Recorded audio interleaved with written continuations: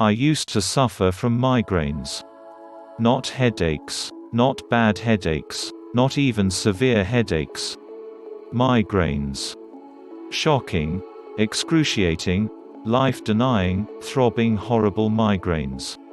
The kind of pain that frequently made my eyes water, if not cry. The kind of pain that drove me to my bed, my place to hide away, to escape from the world and soak in the torment that was my regular migraine attack. My migraine history wasn't much different from many other people's. They started off bad, then, over time, they got worse. At first they were throbbing pains on one side of my head. Sometimes they were not too awful. Occasionally they were manageable. As months and then years rolled by, they steadily worsened. They became more frequent. They also lasted longer. When they first started, they'd be over by the next day. But they eventually ran into more than 2 days. And those 2-day migraine attacks disrupted so much in my life. As time wore on, my neck began to hurt. My sensitivity to light and noise became more acute. Originally I would sleep the migraine out in my own bed.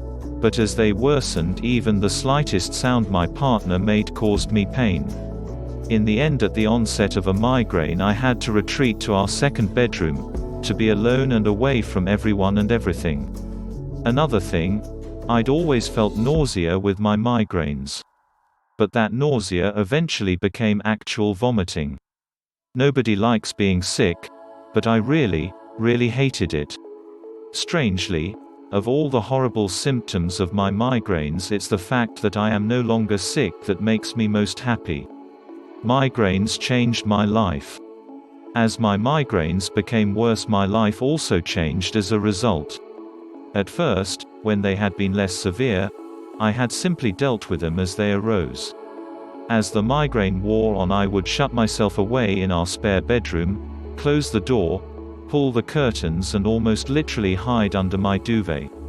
I'd close my eyes and try to will the pain away. The onset of the migraine slowed me down. The migraine itself more or less rendered me useless. And the day or two afterward left me drained, sluggish and deflated.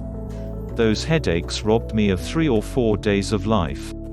The things I couldn't do, the plans I had to suddenly cancel. But I quickly found it wasn't just the migraine itself that affected my life. The fear of them, the realization that they could hit me at any time, influenced so many of my plans and my actions. A simple example. I couldn't take a job where I had to be alert and on my toes all day. Or where I would be dealing with customers. It had to be a job where, putting it bluntly, I could be quite ill from time to time, and then make up for the lost work hours in my own time. After all, who would hire me if my migraine actively hurt their business? The sheer unpredictability of my migraines made even the most ordinary things difficult. I could drive short distances, but longer distances always created a problem. What if I became ill at the other end of my journey? Who would I call to pick up me and my car? My productivity, both in my personal and work life, was heavily knocked by my migraines.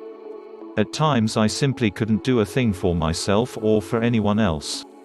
One of the worst things about migraines occurs when you're not even experiencing one. It's the fear of them. Because just not knowing when to expect the next attack, wondering if a migraine will suddenly pop up and ruin a busy day at work, a trip to the cinema or a social gathering with friends. The mental effort of dealing with background worries about when it will strike next was exhausting in itself. Those years of suffering migraines were difficult years indeed. I don't miss them. So many migraine remedies, but so little success. There are millions of migraine sufferers and, before I finally cured mine, I searched everywhere for some sort of relief. But although there's tons of information out there, I gradually realized it all pretty much falls into just 2 categories. Take meds, get treatment, medical stuff. In other words, avoid the triggers that turn on the migraine attack in the first place. There's a hierarchy of treatments, each one a step on from the previous one. There's lots to try, plenty to fail at and, of course, an array of potential remedies to spend your money on. I tried plenty. I spent plenty of dollars too. And no matter what I tried, there was always something else I could have a go at just around the corner. Not all doom and gloom. Of course, some medications do work, in some ways. There are so many variations of migraine sufferer. And, with so many medications on the market, it's inevitable that sometimes a sufferer and a medication are just right for each other. A match made in heaven, you might say. The sufferer doesn't usually get rid of the migraine. They still attack when they least expect it, but the meds make it more manageable. For the rest of us, though, it can be a case of either soldiering on through the pain and nausea, or just sitting it out in darkness and silence until it goes. And as I found, the meds rarely work in the way we'd like them to. As in, getting rid of the migraines once and for all. Sure, plenty of individuals get some relief from their symptoms from time to time. I knew people whose drugs, if taken at the earliest stages of a migraine, would help make the migraines less severe than they would otherwise have been. The results, though, are unreliable. Sometimes those same people will take their meds early and the migraine rushes in anyway. As if they'd never taken them at all. My doctor warned me about taking too many drugs for my migraines. He pointed out the irony that taking too much medication had the side effect of medication overuse headache. A headache caused by my headache medications. I did laugh when he told me that. But it's actually not that funny. Migraine remedies are hope and pray remedies. In fact, during my battle with migraines, I developed a theory that when a condition has so many medicines, and absolutely none of them work reliably for all or even most sufferers, then the condition itself is not properly understood. When I suffered migraines, I would try the various medications and treatments one at a time. And with each I would just hope hard for relief. I quickly discovered that hope is not a good strategy. I also realized that the drugs companies are actually trying things out, and, at best, getting temporary, short-lived successes. Their offerings were hit and miss, unreliable and uncertain. And they're tackling symptoms, not causes. If they successfully tackled causes, then migraines would end.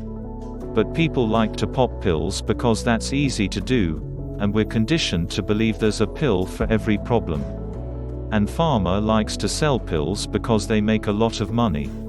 If you're interested, please click on the link below the video to watch the full content. So pills it is. For a while I thought tackling triggers was the key. On the brighter side, I found a lot of conversation around what triggers migraines. Triggers are emotional, physical, environmental or dietary events that set your migraine in motion. There are literally dozens of different potential triggers. Most people's migraines are affected by just a handful of them. The trick is to work out the few that affect you most, and then do your best to avoid them. The avoidance of triggers was my favorite approach. It's free of cost to do because it mostly requires you to stop doing certain things. More than that, it held out the hope of a cure for my migraines. If I could just pinpoint the one or two things that caused my migraines, I could simply make sure I never did them again. And everything would be fine after that. If only. Addressing triggers does make some sense. For about half of us, there are things that we can identify as prompting the migraine to start. The thing is, how do we know what they are? Easy said, not so easy done. Identifying your personal migraine triggers can be quite difficult. For some of us, our triggers are almost impossible to spot. For sure, if you can spot one or two triggers, then it can make a world of difference. I should know. When I first started out trying to cure my migraines, I tried everything imaginable. And triggers seemed to me like a good place to start. Turned out it was. I found a guide to triggers online, with some very helpful advice on how to spot and deal with my own. The guide was created by a gentleman by the name of Christian Goodman. I worked through his guide and two things happened. I realized I had a couple of primary triggers mostly around posture and stress. As triggers, these two are pretty difficult to address, especially the stress. But at least I knew. At least I had something I could do about my migraines. I now had a tool that I could use to reduce the effects of my migraines. True, I was never able to prevent them, but if I got things right, they were sometimes less intense. Given the awfulness of my migraines, anything was better than nothing. It was genuinely uplifting to suddenly have some control over what was happening to me, even if I couldn't actually stop it. But here's the thing.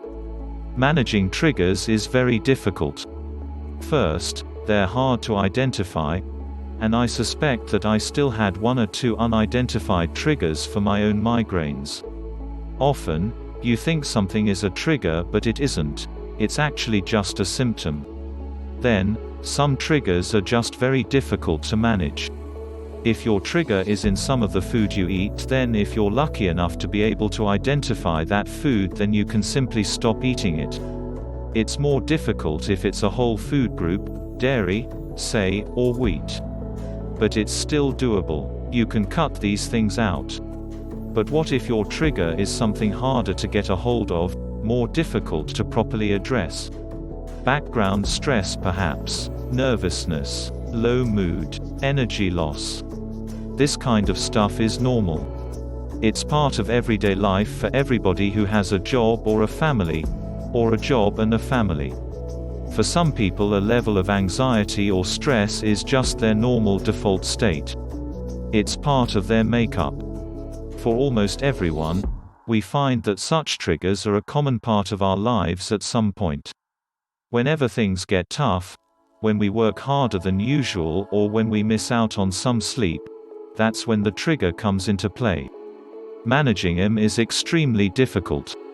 But triggers are part of a dangerous migraine myth. The medical profession is united in one thing. They admit they don't properly understand the causes of migraines. Almost everything that's ever said about migraines in the medical press has nothing to do with curing the migraine itself. We talk about triggers, and managing them can help. We talk about meds.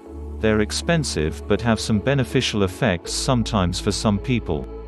But meds deal with a migraine that's either about to happen or is in full flow. Meds are usually too late. And triggers, which are good to identify and are where most people's hopes lie, are not the actual cause of migraines. Let me repeat that. Because too many people think that if they get rid of their migraine triggers, then they've tackled their migraine's cause. Triggers are not the cause of your migraines.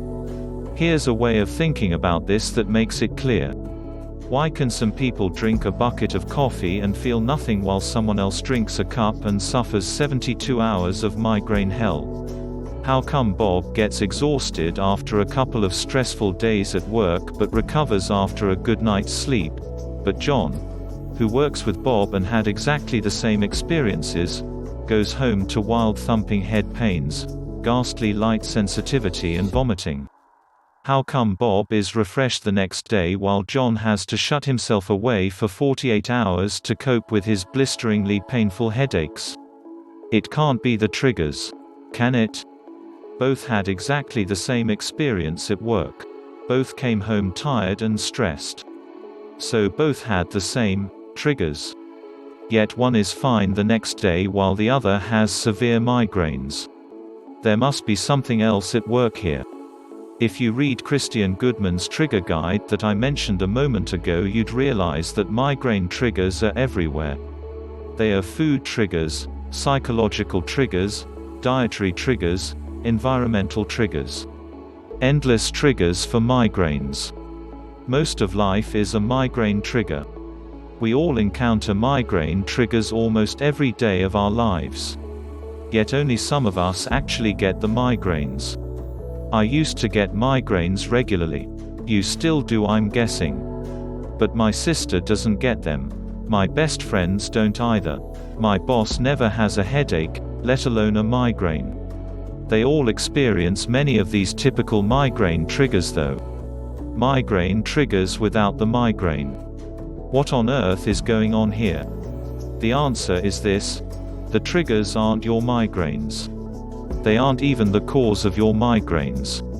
If you think they are, then you've been duped. Consider this. The trigger is triggering something, isn't it?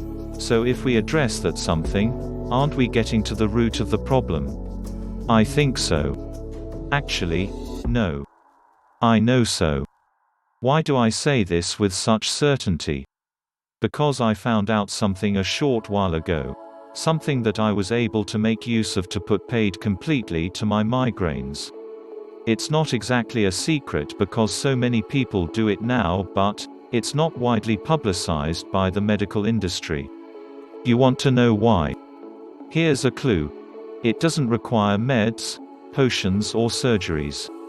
It doesn't cost a penny to do it. There's nothing for sale. Let me tell you about it. The missing link.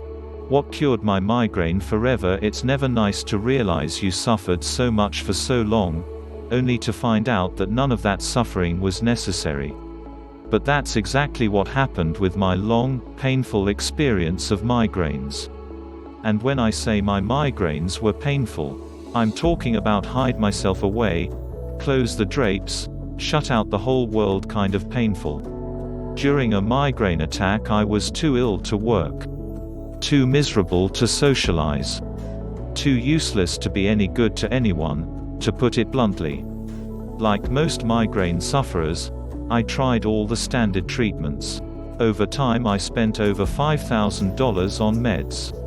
But I still had regular, disabling migraines. Then I got really clever and followed a program that addressed migraine triggers. The migraine trigger program had helped. It provided some relief. But then one day, when I least expected it, my world changed forever. The creator of the trigger program called me and asked if I would trial something he was working on.